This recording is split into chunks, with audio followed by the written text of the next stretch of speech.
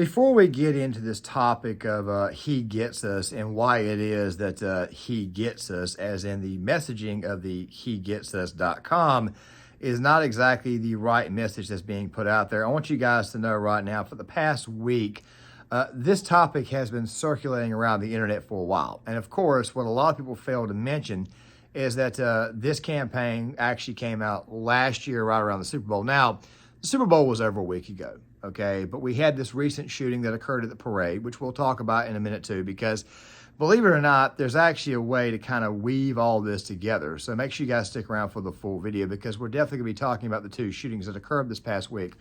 The other one, which of course occurred in Houston at Lakewood Church, and also to go on top of this, the whole He Gets Us campaign and exactly why it is it's not to be trusted. Now, that's sounding very, very weird coming from a Christian like myself, and you're thinking, well, He Gets This. Isn't this a Christianity organization?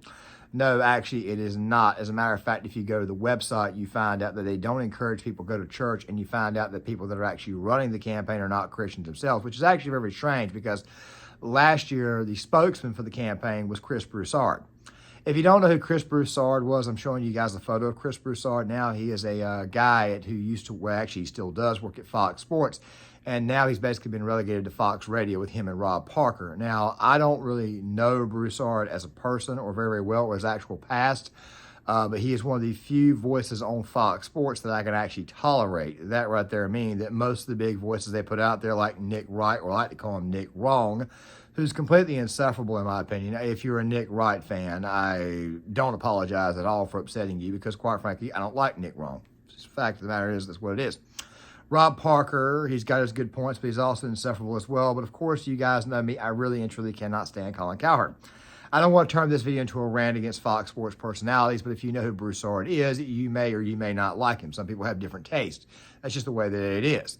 Everybody's got their own things that they like. But still, at the same time, though, he was the guy who was originally heading up this entire organization. And at first, it seemed very noble, but of course, people have criticized it. Matt Walsh just came out here recently. He has spoke about it.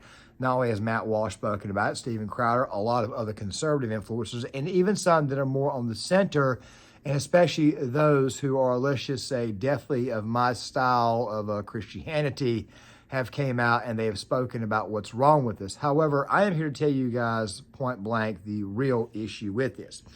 But before we get to that, two things. Number one, there's going to be a couple of updates at the very end, an explanation of why I was not here on Friday to post. Of course, the last two videos I released were videos that were made on Tuesday and Wednesday. Of course, I've been out of town the past couple of days, and I'll explain that a little bit more thoroughly at the end of the video. And also something else too, these shootings, which I do believe also, for the most part, kind of weave into this perfectly. So let's go ahead and take a look at this. Background: on Monday, police said they had discovered anti-Semitic writings in their investigation into Genesee Moreno. KHOU 11 has also found writings connected to Moreno that feature hate speech and threats. Stephen Goen digging into all of this. And Steve, this is all coming from a social media account.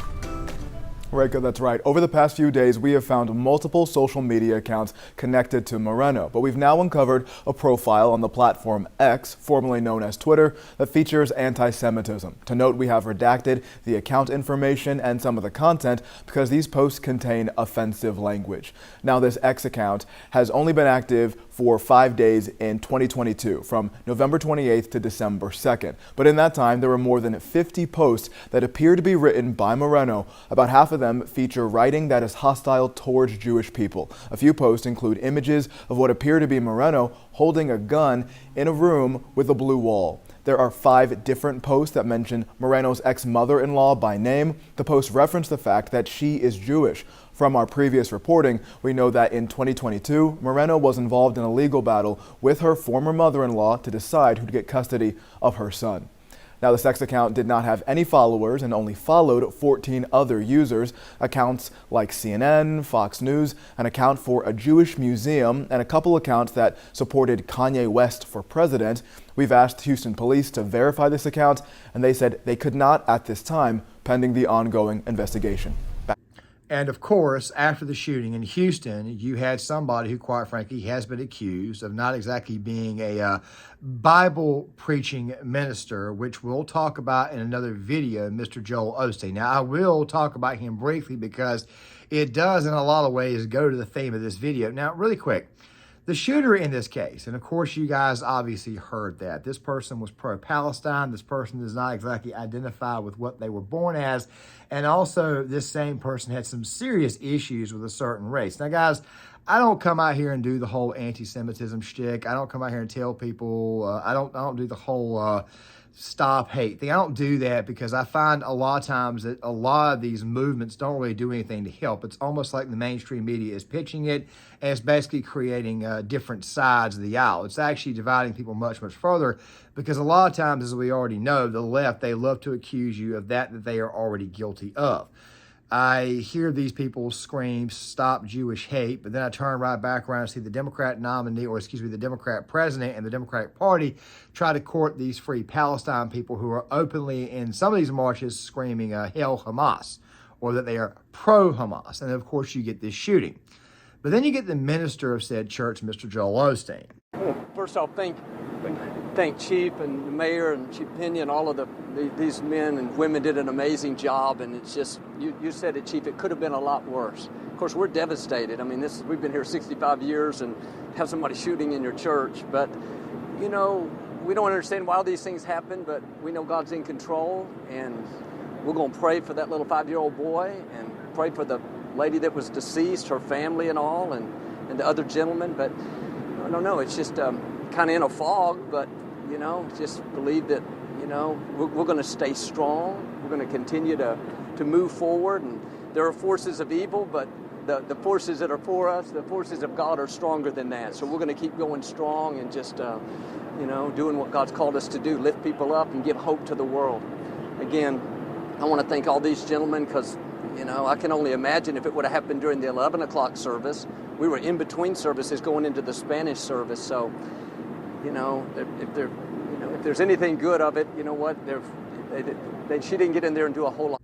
Now, guys, I know about Joel Osteen relatively well. This guy's been accused of a lot. I'm not going to get too much into. Like I said, he deserves his own video. But the main shtick, and of course, I think most people, when they make this criticism of him, they're actually correct if you actually go back and look at his past. Now, like I said, this video is not really about him. But of course, a lot of people are looking at his response to this and they're like, man, could you at least sound a little bit more sympathetic to those? I mean, his facial expressions, this is just kind of how Joel looks. Like I said, I'm not here to condemn him or praise him, but I am going to answer one criticism that people are in fact correct about. And that main criticism is the fact that he never really has wanted to preach an actual Bible message, meaning an actual message that comes from the Bible. He typically doesn't use the Bible itself. He typically gives a message more of hope, more of inspiration. He basically tries to lean into that. That's good. Okay, we don't want Christians to feel like they're being just up and condemned and people to be condemned or else they'll walk away. But still at the same time, though, you have to be realistic. You have to be honest with people. And that way there's the main criticism that people have of Osteen, which is kind of the theme of this video. Think about something really quick. I'm showing you guys this photo here of these two very, very large individuals eating this extremely large pizza. These are the same people, by the way, who claim that they want free healthcare. They claim they want free healthcare. Now, free healthcare on the surface sounds really good, but then again, at the same time, that if it's free, chances are it's probably going to be defective. It's not going to be that effective at all. And of course, not being effective at all, it then is defective, as I said before. The thing that you got to understand is that people at the end of the day got to pay for that. Now, I don't want this to turn to a free healthcare spiel, but I do want to say this right here. 85% of life's problems, 85% of life's health problems could be avoided if you just take some form of accountability, which is really and truly the actual message of this video. And don't worry, I'll be reading a little bit from my one-year Bible companion because I was actually reading something earlier because I do read every day or do read my Bible, at least my one-year Bible, because it keeps me on an actual schedule. And the message for February the 16th was extremely profound. We'll get to that more towards the end of the video. This is going to be a relatively lengthy one, but still at the same time, the thing that you have to understand is that you need to be holding yourself accountable. Now, let me put this back up one more time. This right here is on the website of the He Gets Us campaign. They're not telling people to go to church, while they are saying that Jesus welcomes everyone, and it's true. Jesus is all-loving. He's the Son of God. He's all loving. He's all forgiving. However, the thing that you need to understand, and of course, I'm showing you guys bits of the commercial itself because one of the chief complaints that people had was that nobody's washing white people's feet. I'm not going to go in that direction. The reason why is because I don't expect people to do that. I understand the hyper-polarizing time that we live in and obviously the agenda. But if you actually look at, they're telling people we're not telling you to go to church, where it doesn't seem to me like it's actual Christianic messaging. But once again, we will get to that here soon. But I want to talk about this Kansas City parade shooting because I think this one right here speaks the most to the whole situation and what I mean by overall accountability. Think about what I just said. 85% of life's problems can be fixed if you just simply hold yourself accountable. Let me give you an example of what I mean. If you smoke cigarettes, chances are you're probably going to develop heart problems. I'm a smoker. I'm trying to quit. If you are a smoker, chances are you're probably going to develop lung cancer. I'm not trying to go on a crusade against smoking or smokers. That's not what I'm doing because I'm a smoker myself. I'm not here to do that. If you drink alcoholic beverages, chances are if you don't do any exercise or if you just simply drink all day, chances are you're probably going to be obese, especially if you drink beer. If that stuff gets into your system, after a while, the barley eventually turns into sugar. Next thing you know, you're at risk for becoming a diabetic. If you don't stretch, if you don't perform, or if you don't do proper warm-ups before you go work out or do any form of athletic competition, guess what's going to happen? You're probably going to get hurt. You're probably going to get injured. If you don't lift those weights, as Bill Parcells used to say, that's why we lift those weights, chances are you're going to be weak. What I'm trying to say is there's such thing called self-accountability. The same exact thing applies to your Christianic way of life. The same thing applies to life in general. Just because Jesus was all loving and still is all loving and all forgiving does not mean that he does not demand accountability. Let me give you a great example of what I mean. Most people view Jesus as this hippie figure when in reality that's not the case at all. He was all loving. He still very much is all loving. Sticks closer to you than a brother. He's all loving, all forgiving. But you have to actually come to him and ask for forgiveness. You have to actually accept him. Christ did wash people's feet. But Christ washed his followers' feet. You guys kind of going to see where I'm going with this? We'll get back to it here in a second. Jesus is the same person who got upset with the fact that the money lenders in the temple were destroying exactly what that temple was designed for. It was blasphemous in Jesus' eyes, and he turned it upside down. Yes, Christ did have a temper. The point that I'm trying to make before we get to this next section is there's a such thing called accountability. Accountability that, quite frankly, you need to have. Everybody needs to have some form of self-accountability. And there's one group in this country, or actually multiple groups in this country, that don't believe in accountability. Now to what happened. Victory parade has left one person dead and nearly 24 people with gunshot wounds. The rapid gunfire sent thousands of panicked fans running for their lives. In an instant, the sound of joyous cheers and joyful chants were replaced with the sound of screams and sirens. Tragically, at least 8 young children, excited fans of the Chiefs, were among those wounded. We have team coverage of this deadly shooting. Chris Wolf gathering reaction for us tonight. But first, here's what we know about today's attack.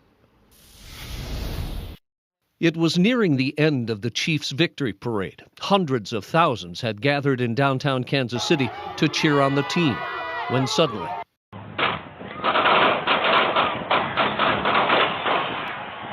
phones capture the gunshots in the crowd just outside of Union Station. And we just heard this big, loud bang, and everyone was just told to get down on the ground and get close, so I grabbed my son and we got close to the fence. Police swarmed the area near the old train station, taking 2 men into custody, while this video shows spectators tackling a third man as he tries to get away through the crowd. Paul Contreras was one of those Good Samaritans. I heard somebody yelling to stop this guy, tackle him. He got close to me. I got the right angle on him, and I hit him from behind.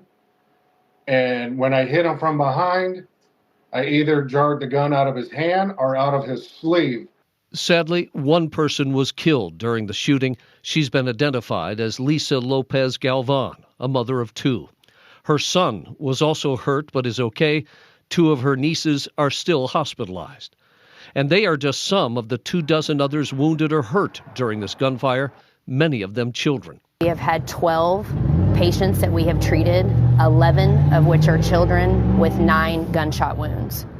None of those patients, all of those patients we expect to have a full recovery. At least 2 adults, though, remain in critical condition tonight. And while no motive for the shooting has been announced, it may be the result of a dispute between armed attendees in the huge crowd. KC's mayor saying what many Americans are feeling tonight. Parades, rallies, schools, movies, it seems like almost nothing is safe. Now, thank God it just so happened to be that there were a couple of men there that were, how do I say this, that they were there to keep the incident from getting a lot worse. A lady got killed, people got injured, and of course, a lot of people in the NFL community, one of them, of course, was Tom Grousey, a commentator, a guy who makes content for my favorite team, the Green Bay Packers, who, by the way, just got an award from the NFL. They are suddenly all calling for gun control and some form of accountability. However, what the mainstream media will never tell you is that the person who actually did the shooting, and obviously you saw 800 police officers there, and right there at the end of the video, the mayor, obviously he had some things. I don't think I included all that, but I'll link it in the description box. It seems to me that they're going to the whole gun control thing. A gun is really and truly just a tool, but let me go ahead and say this really quick. Cain killed Abel with a rock. You guys remember that terrorist, that guy who ran over like 80 some odd people in Nice, France? Yeah, he did that with a van. The guy in Wisconsin a while back, the Christmas Day, the Thanksgiving Day parade, yeah, he did that with a vehicle. So it wasn't all guns. You see, people do stuff like this because of complete total hate in their heart. And then when you actually look at the man who was arrested, he's in his 40s.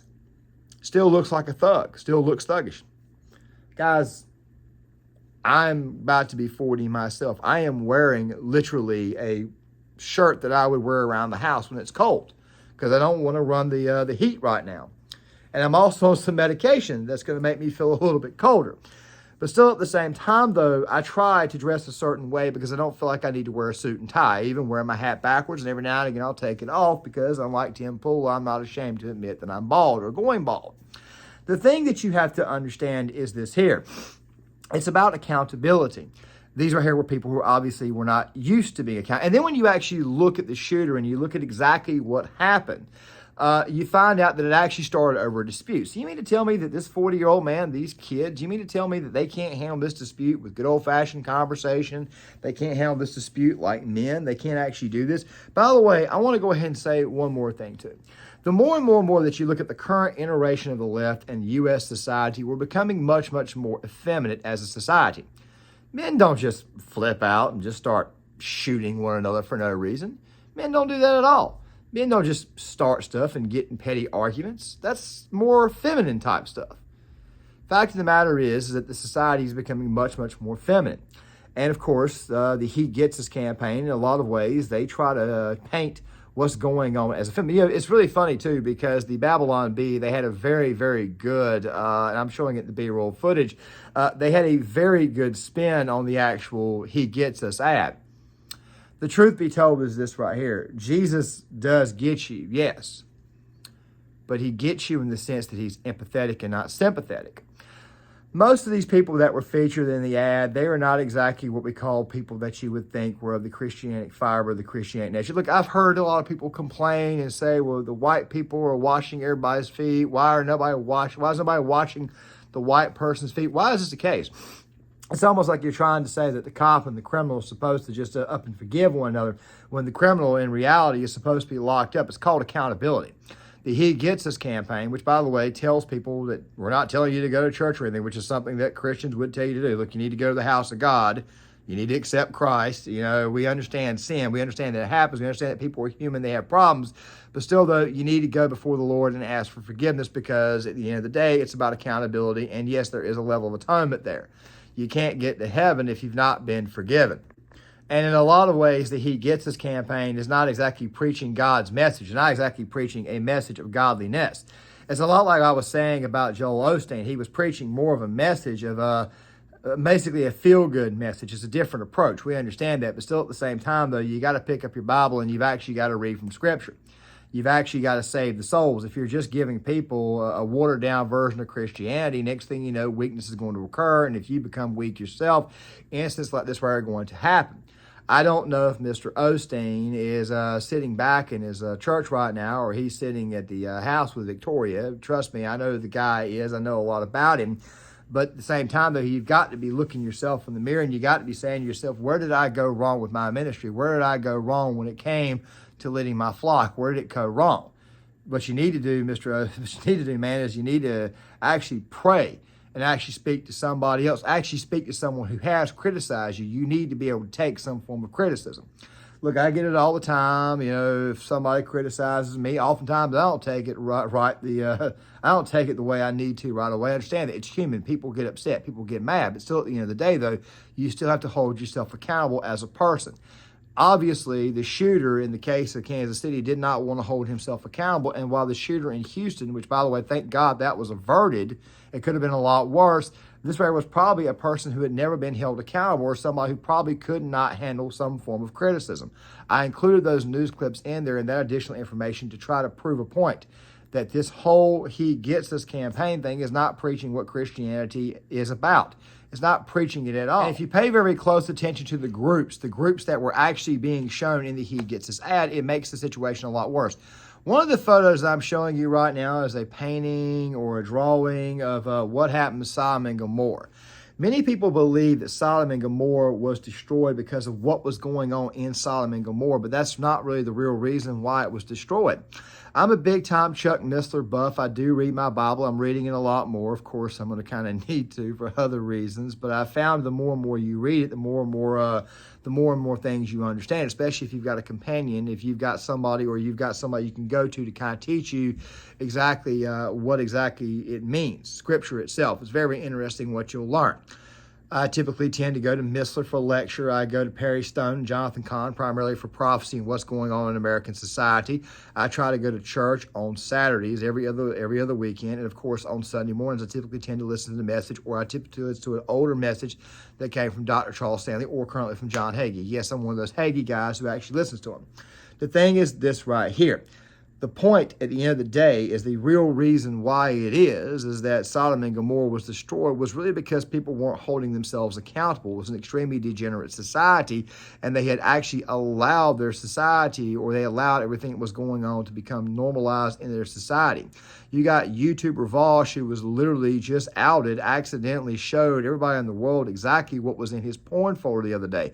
We will probably do a video on that this weekend because apparently Ethan Klein's on a bit of a redemption run, which I don't think really and truly is a redemption run, but still we need to have a conversation about that. People do fall, mostly because a lot of people, especially those who've got some serious issues, they were never held accountable by their parents. It's something that, quite frankly, the left side of the aisle does not like. They don't like actual accountability.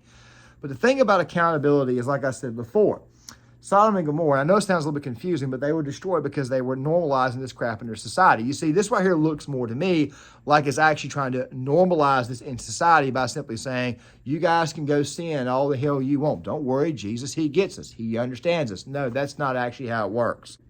And like I said, you can't just allow it to become normalized into your society, which is exactly what's happening. Just take a good look at the ad. I'm running it again. But here's the thing that I wanted to share with you guys that I think was so profound. Like I said before, I read a one-year Bible. I really wish I could find multiple volumes so that way you're not just reading the same chapters over and over again. Basically what you do is you're reading it, you get an Old Testament, like right now, the book of Leviticus, and then you get a New Testament chapter, it's one of the Gospels. Basically, the entire month of January, the book of Matthew is covered there. And of course, you get a psalm and you get half of a chapter of Proverbs. You get a particular verse, or you'll get bits and pieces. And right now, February the 16th, which by the way is the time of recording this video, I found something very profound. And it was in the book of Mark. Now, I don't just come out here and just read Bible verses because, like I said before, I'm not a minister. But it definitely feels right for everything that's going on in this video. Two very, very important things. Now, this right here is just the companion, okay? Basically just explains what you just read, breaks it down for you. I'll be very, very brief with this. Mark 1:34, and then there's Mark 2:9-11. I'm going to start with Mark 2:9-11. I'm going to go in reverse, okay? I want you to think about this really quick. Well, I promise it won't take long. This is the first time in Mark that Jesus is referred to as the Son of Man. The title Son of Man emphasizes that Jesus is fully human, while Son of God, see for example John 20:31, emphasizes that He is fully God. As God's son, Jesus has the authority to forgive sin. As man, he can identify with our deepest needs and sufferings and help us overcome sin. Well, isn't that right there the message of the whole He Gets Us campaign, that he identifies us with men? Listen to the other half before you decide to make a judgment. This right here is from Mark 1:34. Why didn't Jesus want demons to reveal who he was? Pay attention to this. By commanding the demons to remain silent, Jesus proved his authority and power over them. Jesus wanted the people to believe he was the Messiah because of what he said and did, not because of the demons' words. Jesus wanted to reveal his identity as the Messiah according to his timetable, not according to Satan's timetable. Satan wanted the people to follow Jesus based around his popularity and not because he was the Son of God. Look, if I didn't say this right before, especially when reading the second half, it seems to me like maybe what's really happening here is that they're trying to piggyback off of Jesus' popularity rather than his actual works. That's going to come up again at the very, very end of the video, because it almost sounds like maybe you're unintentionally or intentionally doing Satan's work. I mean, basically what I just said is that Satan wanted people to know who Jesus was by his popularity and not by his actual works. Jesus had his own timetable of when he was going to actually reveal that he was the Son of God. Basically, what I'm trying to say is that it seems like the He Gets Us people don't seem to understand that they're actually doing the devil's work.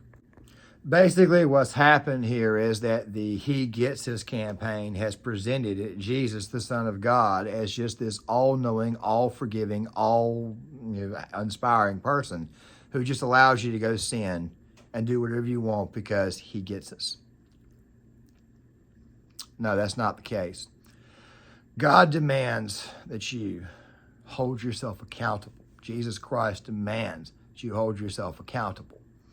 Basically, what the He Gets Us campaign, which, by the way, some of the people who are running this are the former people who ran Home Depot, and they're not Christians at all. Basically, what he's trying to do is he's trying to tell people, go ahead and live this degenerate lifestyle. Go ahead and sin all the hell you want. Don't hold yourself accountable. No self-reflection, because He gets us. That's not the way it works. You sin, you do wrong, you need to come before God, you need to ask for His forgiveness, and you need to hold yourself accountable. It's basically go away and sin no more. That is the case if you are a follower of Jesus Christ. That is the case if you are a Christian. I'm not the best orator on this in the world, and I'm pretty sure some ministers are going to rip this video apart. And that's okay. That's okay. But even my dumb ass at least knows that much. You've got to hold yourself accountable. With the He Gets Us campaign, and like I said, I've heard a lot of different complaints, a lot of different ways you can skin a cat here for these people. A lot of things I'm pretty sure I missed. But the bare minimum, you have to be able to hold yourself accountable, because God demands accountability. What do you think it is when God chooses to toss you into the pit of fire? What do you think it means when Jesus looks at you and says, I never knew you? That's Him basically saying that you're being held accountable. Yes, people sin, it's true.